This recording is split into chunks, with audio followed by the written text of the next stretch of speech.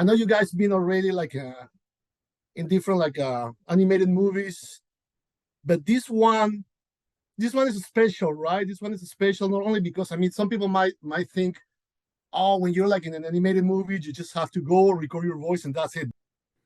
I think what we've talked about before is that, when you think about a video game, what a video game is for somebody, Right. it is it's an absolute escape from the reality of their life. That's true. So many children and even adults have been escaping to their bedroom or their living room into these characters, into these games, and it's been helpful for people. It's been a healing thing. They have a real relationship with these characters. So of course people are going to be very passionate when they sort of have a one-to-one relationship with a character. And mind you, for many hours beyond, you made a good point about Jurassic Park. People might like Jurassic Park. Maybe you've seen it 5 times. You've probably put thousands of more hours into playing Super Mario Brothers than you ever could with the movie. So I think the fans are always going to be passionate about something that they have that close a relationship with, Right. and as they should be. And then we just have one job, and that's just to do the best acting we can. And then hopefully if we do a good job of our acting, and the directors and the writers and the studio make a good job of making a movie, then everyone is happy and everyone wins. And if they're not, so be it. But at the end, it's just a sign of the times, because at the end, it's just this was a video game created by a Japanese guy. It did have like these like Italian characters, but I mean, it's just basically the internet, right? I mean, it's something that you guys as actors have to deal all the time, and it shouldn't happen like probably in the past, like it's happening right now. Yeah, I don't think you can do anything anymore without a sort of larger conversation happening on the internet. Right. But it's not necessarily a bad thing. No. Sometimes it can lead to unnecessary vitriol, and then you have people storming the Capitol. But other times people are just talking about a video game. So let them talk. I think it's fine. So how's it been for you, Chris? This is a very passionate fan base. I hope that they'll watch the movie with a bit of an open mind, and it won't take long for them to realize that any concerns they had regarding the voice was just, it's not anything to be concerned about. You'll hear the voice and you'll see that it's a really great voice. It's a perfect take for the way the characters have been imagined by the writers and by the directors. And, I think all of that stuff will kind of evaporate and disintegrate. And at the end of the day, it'll just be a little bit of chatter about the movie, which ultimately is a good thing, because every article that's posted about it says that the movie opens on April 5th. And that's ultimately what we want, is for people to know that the movie's coming out. And when they see it, the passion that they feel and the defensiveness for the for the IP and for the title that they feel, they're gonna be really happy to know that it's been put into the right hands, that it's taken care of, and that it's been honored in a way that really makes it a very unique movie-going experience. I mean, that level of passion that people have is because they spend so much time playing the game, and because they spend so much time playing the game, all of the Easter eggs work. Each of the sounds work. Each of the characters and their various relationships really work. And so, thankfully, it's a good movie. I mean, if I was sitting here and I thought the movie was terrible, it'd be a nightmare. That would be, Could you imagine? Would stink. That would suck. But thankfully, great. the movie is freaking fantastic. And so I'm just kind of smiling and laughing and sitting back. There's something like very, very interesting in the movie, because the movie itself deals with this issue like in a very creative way at the beginning, right? When your characters are just like shown in this like commercial, and they have this thick accent that they're doing the thick accent because they know, oh man, this will be appealing for the customers. That's what the movie's exactly trying to show, that there's no only one way for a certain community to talk.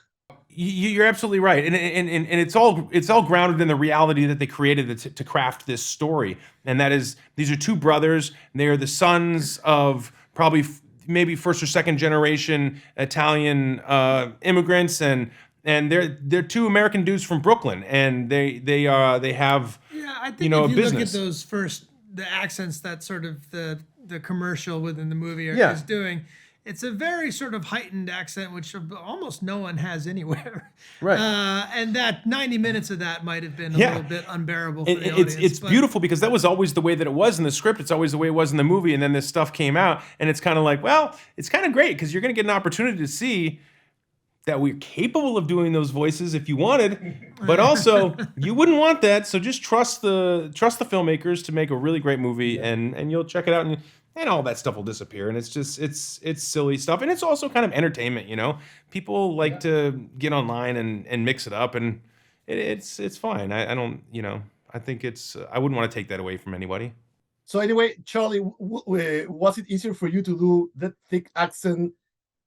Because I know that you're kind of Italian, right? Your grandfather was Italian. Actually, your real name is Di Giorno. So you speak any Italian at all or not? no, I don't speak any Italian at all. So my grandfather changed his name from Del Giorno to Day because at the time there was a war going on and we weren't on great terms with Italy, and so he, in an effort to just get more work, and he was actually in the United States military, had his name, and his father actually, who was also a Del Giorno, had been going by Day, but it was my grandfather that had officially changed it to Day. But that at times I kind of like wish we had kept Del Giorno because I felt like maybe I would have gotten in more Scorsese movies. Yeah. But Isn't that a pizza? A pizza like that? Oh yeah, it's not pizza. yeah, It's that's Del a Giorno. slightly different spelling. But yeah, maybe I would have gotten It's not delivery. more pizza commercials. It's Okay, enough about the voices. Let's talk about the story. When you're having like a movie that is like adapting a video game, of people are concerned about, is this going to be any good? I mean, this one is good, but in those terms, how interesting it was for you to read the script and read like how they develop your characters. I mean, everything about the family, everything about like feeling like small. That is obviously not in the games, and then some little changes, right? Like now, Luigi is the one who needs to be saved. It's not the princess because we're in a different time. I think that's something Illumination has done really well. If you look at Despicable Me, it's a funny movie. The Minions are entertaining. Steve Carell's great, of course. But what makes that movie work is the relationship that Gru has with these three adopted daughters, and that this man who wants to be a supervillain learns to be a father. And to see that they had an angle into Super Mario Brothers, which in its IP doesn't have baked into it that sort of pathos narratively, that they found an angle with the brotherly relationship, and then clever things about who gets captured and who gets to be a hero, and that they were taking the Peach that Nintendo had. What was it? What game was it that they switched Peach to being a heroine and not just a damsel in distress? Well, I think it was always the princess was the damsel in distress, but when they introduced Peach, it might have been Odyssey. Yeah, right. And that's when she was actually it wasn't a damsel; she was a character that you could play, because I think, they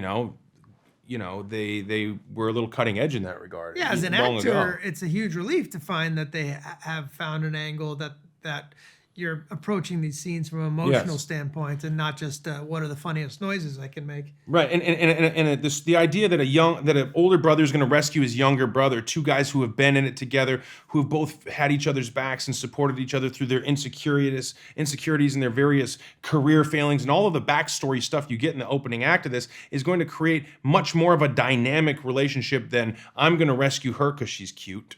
You know what I mean? Yeah, like that right. doesn't really hold up. That's It's exactly narratively. I So. mean, the man, in the video game is going at great lengths to rescue a perfect stranger. I mean, this is his brother. Yeah, this is his brother. It stands. Yeah, there's a little bit more of a There's a reason. better motivation there. And they took all of these tropes and sort of flipped them, even with like this story, without spoiling, even the plot of, Bowser's sort of his plight is something that was elevated in a comedic way. Yeah. And all of the every character is elevated to be contemporary and to be on par with all of the greatest animation movies that have come out before and leading up to this movie. Like, it's tough competition out there with animated movies. Animated movies are huge business.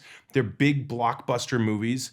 and they're massive budgets. They're tent poles in themselves. And so, you know, you have to constantly be reinventing stuff. It can't just be cartoon character faces cartoon villain with a big fight in the sky. You know, you need to find a way to elevate it, to make it fresh, to make it new, to keep audiences engaged. And I think Illumination has really done that with this IP, and it's very promising as to like what we can expect in the future with various other Nintendo titles.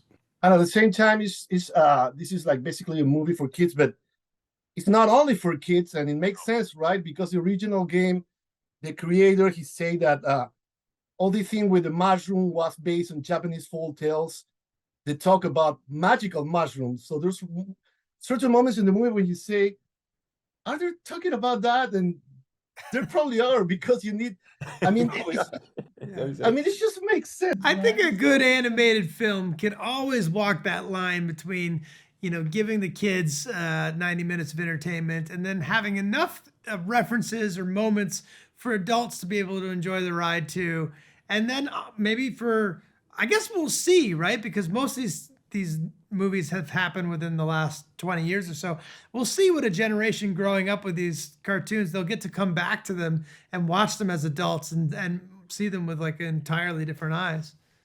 Yeah, so this could be also like a scholar movie, and not only a kids movie. But It could be. I can't say for sure. Any movie can be a stoner movie. Any movie with mushrooms you can read into however you like.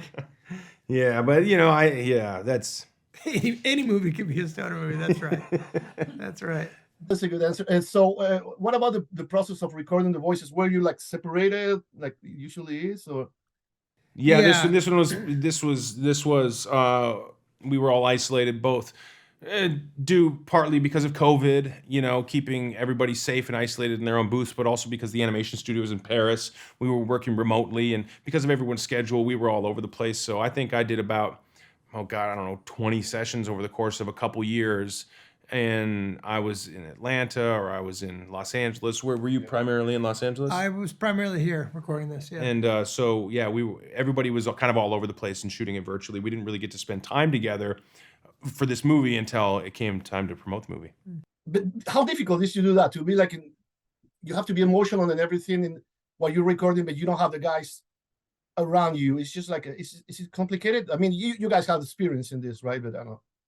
No, I mean, it's not that complicated. It's just acting, right? So, Yeah. you know, whether you're in the room with another person, that's obviously fun when you get to do it. Right. But, you know, half the time you're doing a scene in a movie, the other person, because of the camera angle, isn't able to stand across from you, is behind the camera, and they're telling you to look at it like a piece of the machine. Yeah. You know, I think the longer you do this, the more you learn how to engage half the time with another actor and half the time with your own sense of imagination, which you have to bring to any performance you do. That's a great point. Yeah.